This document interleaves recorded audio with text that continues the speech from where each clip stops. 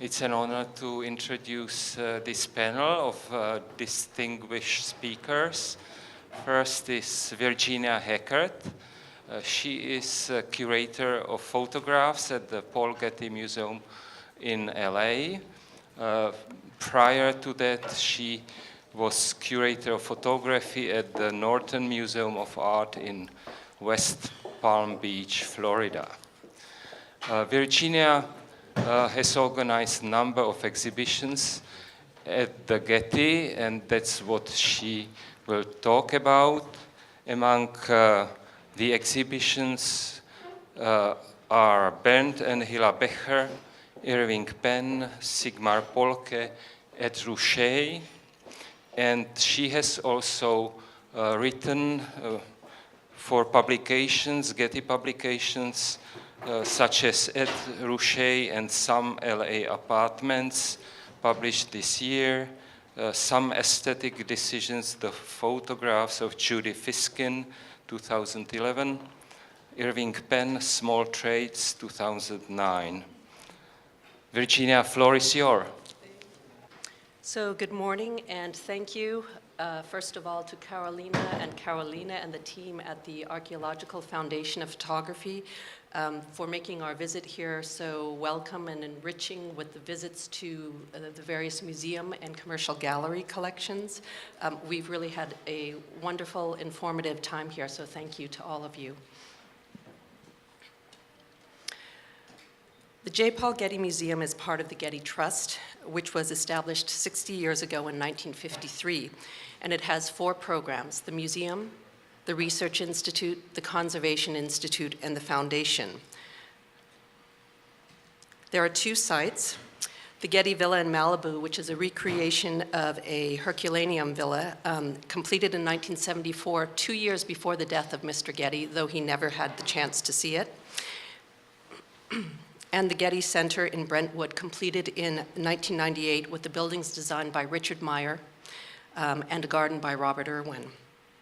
We have an estimated 1.6 million visitors a year, with 1.2 visitors to the center and about 375,000 to the villa. Photographs comprise one of 7 collections at the Getty Museum. The others are paintings, antiquities, and decorative arts, which were begun by Mr. Getty. And then also sculpture, manuscripts, and drawings started after his death. Established in 1984, the Department of Photographs is the youngest of the collections at the museum.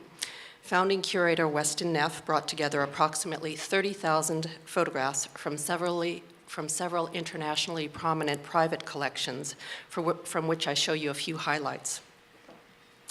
Bruno Bischofberger was a Swiss collector whose interests included European daguerreotypes and 19th century negatives and saltpaper prints, and you see one of those by Hillen Adamson on your left.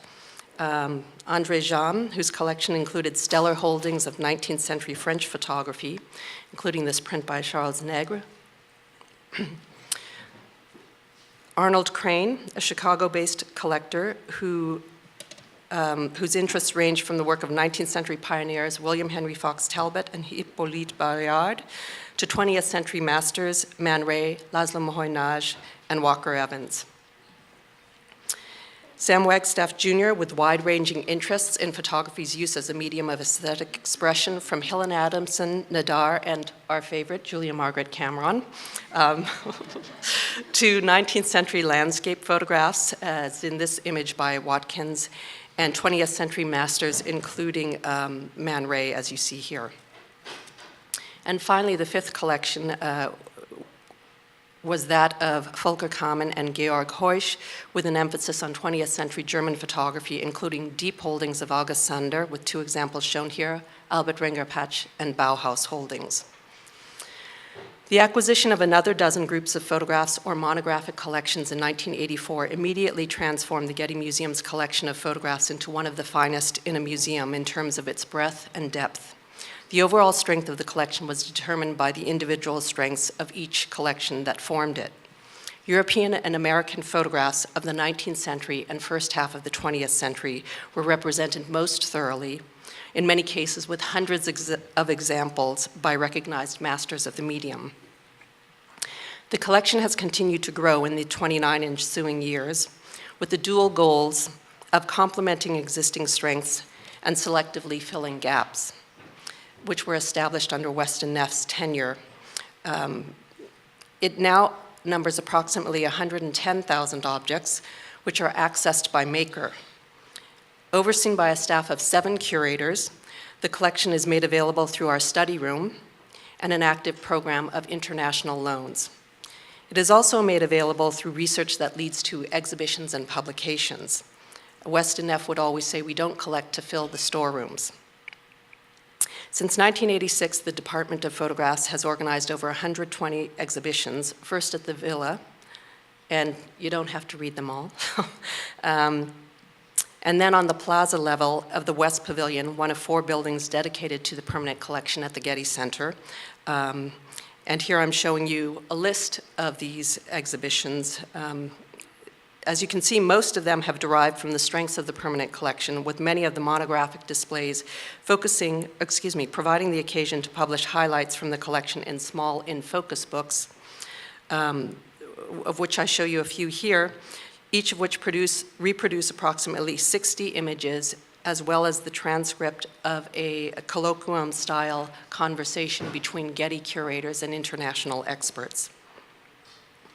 In other cases, curators have worked towards creating catalogues raisonnés that reproduce the museum's extensive holdings of the work of one photographer, with over 1,000 photographs by Walker Evans and 250 of Irving Penn's small trades photographs, or that serve as definitive publications on the photographer's complete works.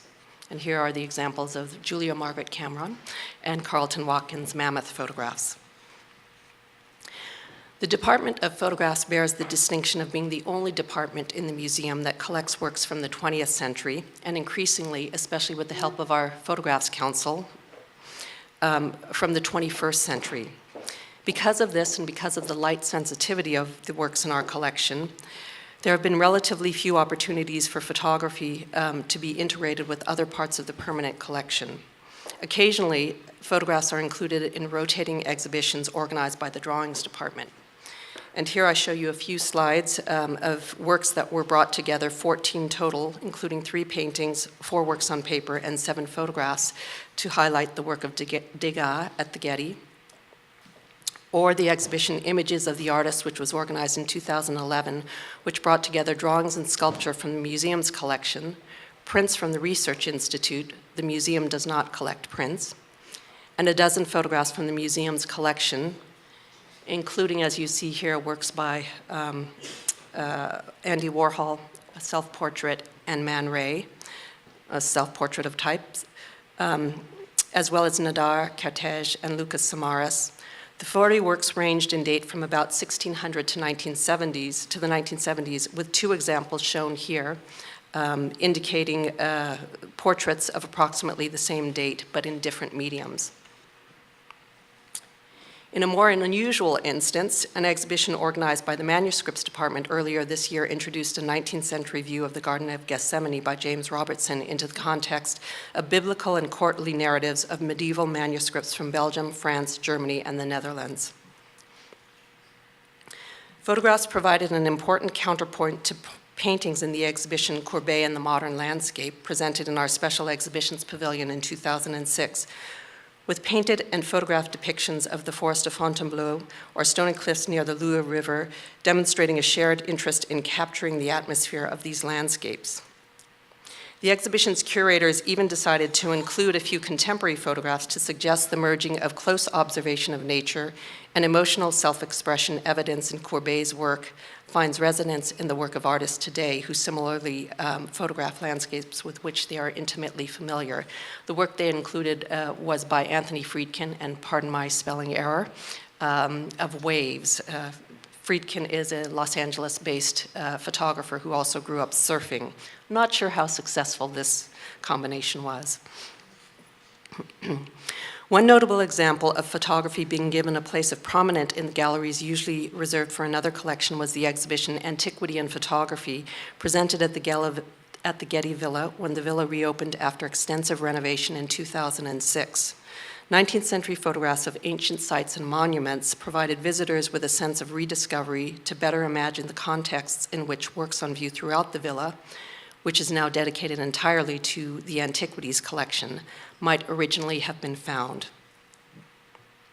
However, it was with the designation of a suite of galleries on the terrace level of the center's West Pavilion as the Center for Photographs that same year in 2006 that the Department of Photographs gained more space to present the collection and to do so in configurations of exhibitions that both highlight its strengths and provide historical contexts for photography as a means of artistic expression as it evolves into the 21st century. So here I show a slide of the floor plan of these galleries with a sequence of 8 galleries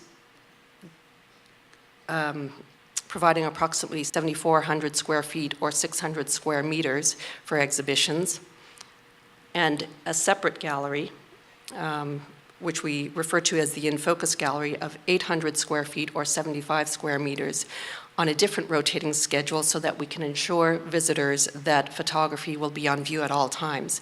Photography exhibitions are routinely viewed by about 45 to 60% of all visitors to the Getty Center, for an average of 200,000 visitors for each exhibition in the main space, with the best visited exhibition to date receiving 360,000 visitors.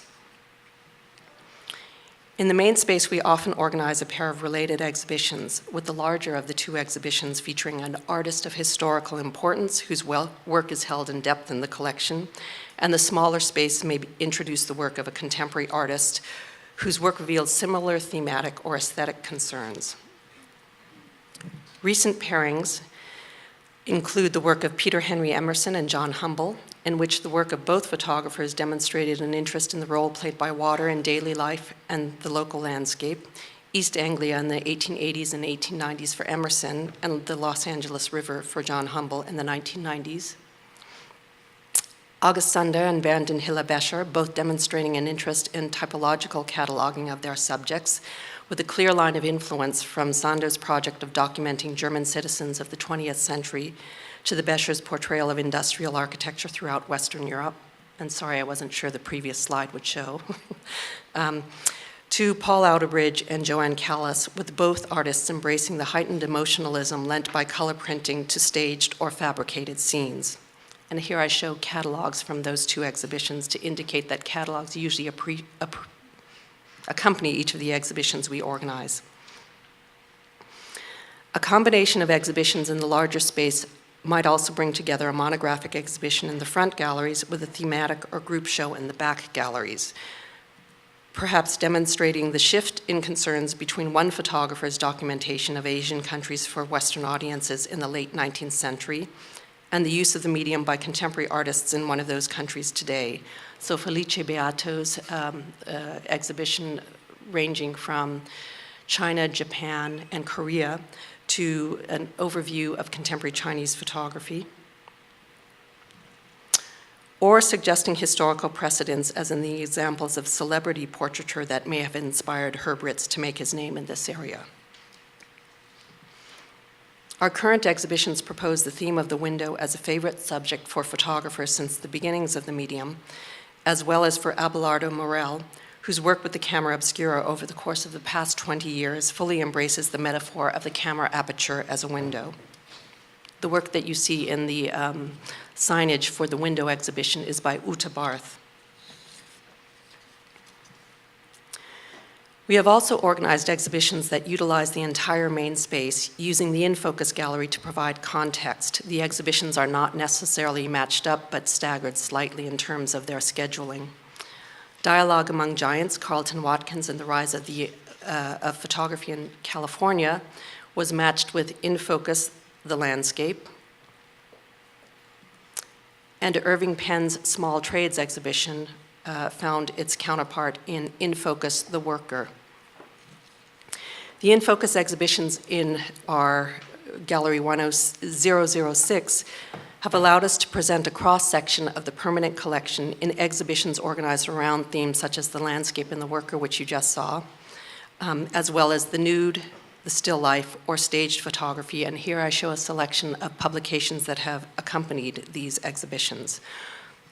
Our current Infocus exhibition, which opens in about 9 hours, presents photographs of architecture, again ranging from very early examples to the most contemporary that have relatively recently entered our collection. And simply to complete the presentation of exhibitions organized or hosted by the Center for Photographs, I show a list of exhibitions that have been on view in that space since it opened in 2006. More recently, we have begun to use the Enfocus Gallery to highlight important new acquisitions, including work by Robert Mapplethorpe and by Ed Ruscha. In both of these cases, the exhibitions grew out of joint acquisitions by the museum and the Getty Research Institute. In 2011, a joint acquisition of art and archival materials by or associated with Robert Mapplethorpe was made by the Getty Trust and the Los Angeles County Museum of Art. 2,000 editioned prints, Polaroids, and mixed media objects are shared by the Getty Museum and the LA County Museum of Art, while archival material and ephemera, non-edition prints and commercial work, test prints and variants, as well as more than 200 unique works of art, including drawings, hand-painted collages, and assemblages, are housed at the GRI. And in this slide, I show you how closely these collections can overlap, with the print on the left, a portrait of Warhol, being the official signed print that was editioned, and the print on the right being an uneditioned, unsigned print that is in the GRI's collection, whereas the print on the left is shared by both the Getty Museum and the LA County Museum of Art. And here I show you the website for the Robert Mapplethorpe Archive, which is accessible through the Getty Research Institute and also through their special collections study room. Also in 2011, the museum acquired 56 vintage prints by Ed Ruscha, related primarily to his acclaimed artist books in the mid-1960s, while the GRI acquired the artist's Streets of Los Angeles archive, comprised of negatives, contact sheets, and films related to his shoots of more than 30 streets throughout Los Angeles over the course of the past 5 decades.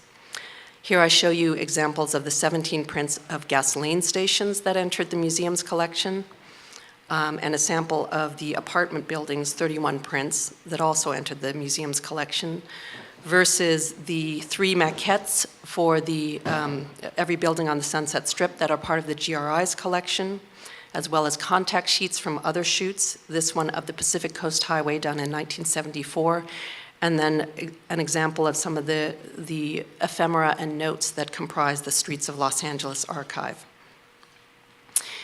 Infocus Ed Ruscha was jointly organized by the museum and the GRI, and it was one of a number of exhibitions organized earlier this year around the theme of architecture in Los Angeles.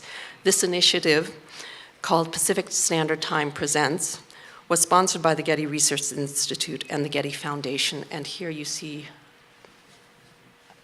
it's true, they're very blurry on the screen, the slide for Infocus Los Angeles, Infocus Ed Ruscha.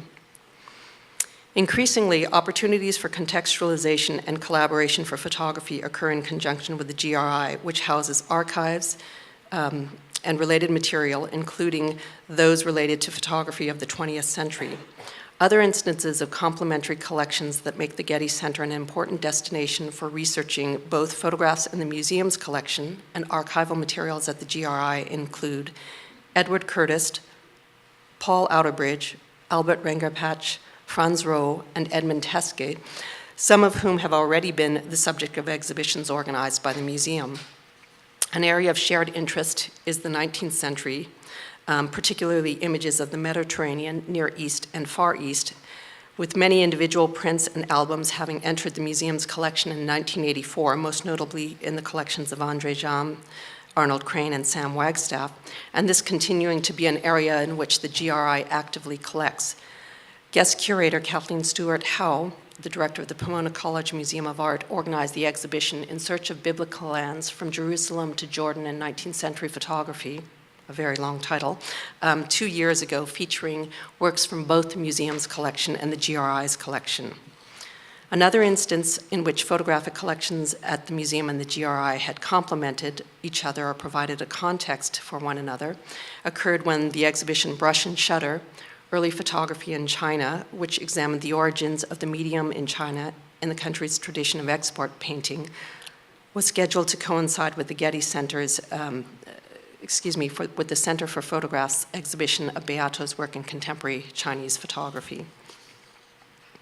Two recent acquisitions of archival materials by the Getty Research Institute hold the promise of future collaborations between the museum and the GRI. The acquisition of 35 of Man Ray's illustrated date books from the 1920s and 1930s, including the time that he spent in Los Angeles, in Hollywood in particular, provides a nice counterpart to the museum's excellent holdings of Man Ray's photographs. While the acquisition of Louis Balz's archive of negatives, contact sheets, and printing proofs, as well as illustrations of exhibitions, publications, and ephemera just this year will surely inspire the museum to enhance its holdings of work by this photographer, which are currently centered around the 1979 portfolio Park City.